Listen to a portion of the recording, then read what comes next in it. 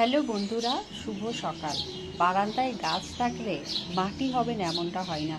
তারপরও আছে পাখির অত্যাচার, পাশাপাশি শীতের দিন তো সন্ধ্যা হলেই পাখিরা আসা সারা রাত যা করার তাই করে যায়। তো সকালবেলা অতটা পাখির ময়লা, তারপরে গাছের মাটি, শুকনো পাতা এগুলোকে সরিয়ে মোটামুটিভাবে এখন বারান্দাটা ধুলাম, আবারও ধোবো আর একবার বিকেলে। তো যাই হোক, দেখো মাসে 2-3টা দিন না আমি ফুল ছিঁড়ি না। আর ওই যে দেখো ব্যালকনির বাইরে দিয়ে দেখতে পাচ্ছ বন্ধুরা একটা জবা, আর ওই দিকেও না আরও একটা জবা ফুটেছিল।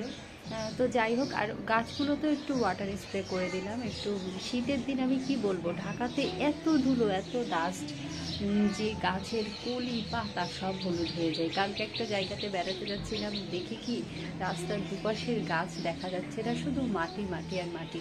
আর ওই যে দেখো আমার একটা ছোট্ট জবার গাছটা আছে না বন্ধুরা, আমি যেটাকে খুব আদর যত্ন করি, ওটা না একটু একটু বড় হচ্ছে। ওটার বড় হওয়া একদম থেমে গিয়েছিল, আমি একটু ভয় পেয়ে গিয়েছিলাম। তো যাই হোক, ওয়াটার স্প্রে করাতে এটার রূপটাই পাল্টে গেছে। আর আমার এই জবা গাছটা দেখো ফুল দিচ্ছে না, কিন্তু স্বাস্থ্য মোটামুটি ঠিক আছে। অলকানন্দার খবর তোমাদের, আমার অলকানন্দার কিন্তু প্রচুর প্রচুর পাতা ঝরছে। পাতা ঝরলেও এখন ওয়াটার স্প্রে করাটা চালিয়ে যেতে হবে, যাতে গাছ শুকিয়ে না যায়। দুটো কলি আছে, জানি না শেষ পর্যন্ত ফুল দিয়ে যাবে কিনা এই শীতে। আর এই যে দেখো আমার এই গাছের ডালটা কত বড় হয়েছে। আমার একটা ফ্রেন্ডের জন্য গাছের ডাল পাঠানোর কথা, দেখি ও আসলে আমি পাঠিয়ে দেবো।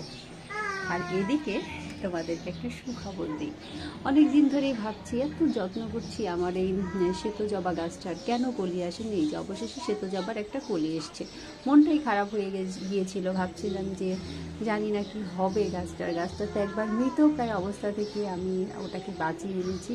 তো যাই হোক, শ্বেত জবায় মিলিবাগের আক্রমণ লাল জবা, গোলাপি জবা থেকে অনেক বেশি, এটা তোমরা মনে রেখো। তো যাই হোক বন্ধুরা, এই যে দেখো জবাটা কলি ফুল ফুটুক, তোমাদের সাথে শেয়ার করব। আর এই যে ঘাস না শুকিয়ে গেল, আমি চেষ্টা করছিলাম আবার যদি হয়, কিন্তু হলো না, শুকিয়ে গেল। তো এটাকে উঠিয়ে ফেলে নতুন করে আবার লাগাতে হবে। তো বন্ধুরা ভালো থাকো, সকালবেলা একটু কথা বলে নিলাম। ফুল ফুটুক, নিশ্চয়ই দেখা হবে। বাই।